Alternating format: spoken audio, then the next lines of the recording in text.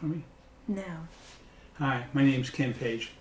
Today we're going to talk about something that's really dear to my heart, and that is about the void and karma. How does that and why does that connect? And I'm going to show you what I think it does and why we need to have karma to keep attracting to us whatever we came in to learn. And of course, the ones we learn the most, if we don't get it, is we learn with people, or we learn with animals, or we learn with something that's in our face, constantly reminding us of whatever the issues are. The second part I'm going to share with you is the Dark Night of the Soul. And that's in the new book, or actually the revised book of The Way It Works, and we're going to go through that. So first of all, let's talk about the void. And so the easiest way is just to show you a little bit of a picture, but it's not a great picture that you're going to see very clearly. If you want to see it, it's on our website and it's free. And remember, all this information is on our website. And we really ask you to look at the new book, The Way It Works. It's on our website, it's free, and to really look and understand the void and karma, because that really reminds you of your past. And to look at the dark night of the soul, because if we are drawn inwardly to keep attracting to us what we need to learn, or what we came in to, how to evolve, and how to change our path, and how to change our children's path so they don't have to have the same path that we have, then you need to understand it and how to change it. And the clearing techniques in there will help to do that, because what it does is it changes your vibration. Remember, the lighter you are, the less reactive you are. So I'm going to show you the first picture. Now this picture, I'm going to get it a little closer. It shows you where the void is, and the void is just our past. And the void reflects what happens. To remember, the void is the energy of the past. So what kind of energy would that be? So if I take my DNA, and I did a test, and I recommend that in the Way It Works, that you get that test in 23andMe, and we don't have anything affiliation with it. But it shows you if my DNA was from Germany, or if my DNA was from English, or France, or whatever, then during that time, that would be part of my DNA, whenever that was, right? If it was the 16th century, then I would have part of my DNA was part of that century. That is part of me. So does that affect me when something happens, or something happens in that country, or something happens with those people, or something happens with a disaster or something? I think so. So what happens is the energy of whatever that was would be part of your DNA, and that's what the void is. The void is energy from our past. Remember, there are 5 things that killed everyone. 5 things that killed everyone in history. Now there's lots more within the 5 things, but I can just barely hang on to the 5 things to talk about. So all war would be part of the void. So every time we were involved in a war, whether we were the ones that were creating it, or we were the ones victimized by it, or we were the ones participating in it, or we were the ones captured, or our life changed, or our family changed, or we lost people, that would be one. Then there would be sickness. Now sickness is really, really a big deal when you look at Earth. Okay? So many areas are sick, and so many areas are having to deal with something that we've already healed, but they haven't done, they haven't done the inoculation or whatever. They're just having to repeat things. Okay, that's part of the void. And then hunger, probably one of the greatest things on Earth that's happening to Earth is hunger. But think about how many times that would have happened to us, or our mother and father, or their mother and father, or their mother and father throughout time. So hunger is a really big deal, and it still is today. Because when I was down in Mexico, there were still people starving, and people coming from Colombia, and people coming from different areas. They just didn't have any food, okay? And then there's disasters, and we just had a really big one with hurricane. A disaster that wipes out. Remember, even today, there's some times that we don't get help for a long time. But remember, in the past, we never got help, because back in the 16th century or 17th century, 18th, there was no help to come. So if we lost our house, or if it snowed, or if it was a fire, or if there was a volcano, or if there was a storm, or any kind of disaster, then that would have been part of the void. And then there's religion. And remember, religion a long time ago was the government. And today it's still a very powerful organization. It still tells people what it should do and what it shouldn't do, and still directs them because it thinks it's the best for them. So those 5 things are what makes up karma. Because if you were a part of the past, then you were a part of its creation. Whether you were a victim of it, you were a part. You were energetically a part of it. So that is part of karma. So if you came in to evolve, or to change your past so it didn't happen again, so your kids wouldn't have to go through it, or your children or your grandchildren wouldn't have to continue to repeat this over and over again. If you came in to evolve, then you pick parents that had the same type of energy that you came in to learn, because they would be right in your face. Now, we've covered that in many other YouTubes, but when I look at how many people look at our YouTubes, there aren't that many. So it's really important, if you like our YouTubes, that you go ahead and be part of our newsletters. And all you have to do is go on the front page and our website, kenpage.com, and it says there, subscribe to our newsletters. And all we do is once a month, we send out the newest YouTube and a newsletter about what's happening. So that's it. We don't give it to anyone, and we don't try to solicit you. We just try to help you, to give you more information. And when I look at how many people do our YouTubes, we don't have any of their emails, so we can't. So we're going to send out this one I'm talking to right now. We're going to send it out, but we can only send it out to our own email list. Okay, so please look at that. Now, what happens is, if you really think about it, we would have to have something that kept attracting people that reflected whatever our issue is, or we would forget it. And there's nothing wrong with forgetting it. It's just, you have to be very careful that you learn spiritually in a subtle way. You don't need to be slapped around. You don't need to be dragged around. You don't need to be hit by a car. You don't need to learn that way, because it's too physically hard on your body.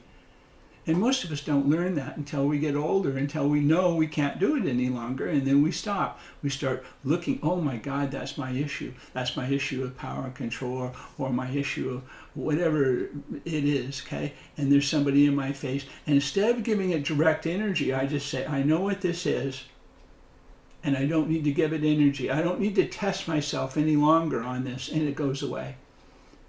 But you think it would go away forever, and it doesn't. It might come back in 6 months. So who does that? It would be karma.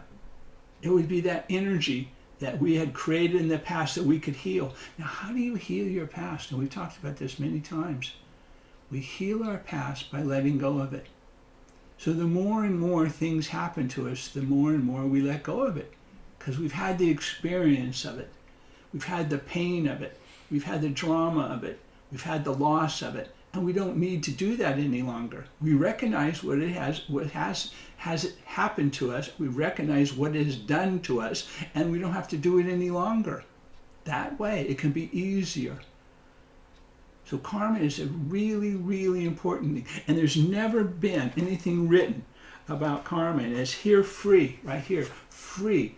We talk about the void, which is our past energetics, war, hunger, sickness, disaster, religion, and could be death. It could be many other things that make this up. So karma equals, void equals karma. It talks about it. Now, so we've been writing for a long time, and of course, Heart and Soul Healing the book we have put out for 30 years, and we've taught. And so the heart and the soul has been really something I've been looking at. And it really started back in the 80s when I first started with hypnosis and started asking people, what is the difference between the spirit and the soul, and how does the soul work? And they didn't know, okay? But the soul might be our connection to the creative force, or our higher self, or our God, or whatever it is you call it. Remember, there's 72 names of God, so it could be anything you call that spirit that helps to drive you. That could be what the soul is, okay? The soul is the essence of what you are. It's like this seed. And the only way to get to that seed is to develop the love within yourself. Not outwardly, because it's conditional, right? Because we've been hurt, and we've had love too many times in the past that we got hurt, okay? I mean, got run over, got trashed. Our whole idea of love. We broke our heart. We broke our spirit. We didn't want to love any longer. And we can see that all around with some of our family, or some around with some of the people we know. So what we're talking about is to love ourselves. And we've talked about this many, many times. But to love yourself, and it's in this book, this little teeny free book. You understand? It's free. It took me 30 years to write this thing, 30 years to find out things that I could list in a simple way so you could understand, or so I could understand to explain it to you, okay? But this right here is chapter 113, or chapter 27, page 113, free in the book, The Dark Night of the Soul, or The Hidden Side of the Soul, and it explains everything about it that we understand, and how to heal it, how to change it, or how to connect to that higher part of yourself inside. It would be like you being completely open outwardly because you're open inwardly in nature. And then all of a sudden, when you're completely open, you make that connection of the beauty of the sun on the trees and the animals, and you become expanded. It creates an expansion in your heart, and it allows your heart and soul to come together. And it talks about just how to do that. This is what everyone is looking for. This is what you're going to different classes or different people, and they don't understand this. Not because I'm smarter than them, it's just I've been dealing with it long enough to find out what causes it. And so most spiritual people are out there teaching others. They think it's an accident, or they think something's going to save us outwardly. And we know outwardly it's not going to save us, because outwardly has hurt us over and over and over again. So I want you really to look at that. And I want you to subscribe to our newsletters and to really get this information. And if you could, just please tell a friend so they don't have to go and spend $10,000 on people who are teaching them how to, or helping them to heal, but they never get healed. Because we have to find it inside ourselves. We have to find to where we can find inner peace. Or what we teach. This is the most difficult thing we teach. And I have to be very, very clear. In most cases, I cannot teach it because people don't understand it. And that's to be sense things and then decide whether you wanted to feel things. Because 98%, I've said it over and over, 98% of everything out there, I do not need to feel, because I don't need to feel somebody's pain, their hurt, their sadness, their pain. I don't need, but I can sense it. Therefore, I can have compassion for them where they are without judging them. If I need to help them, then I can get them something. I can give some time.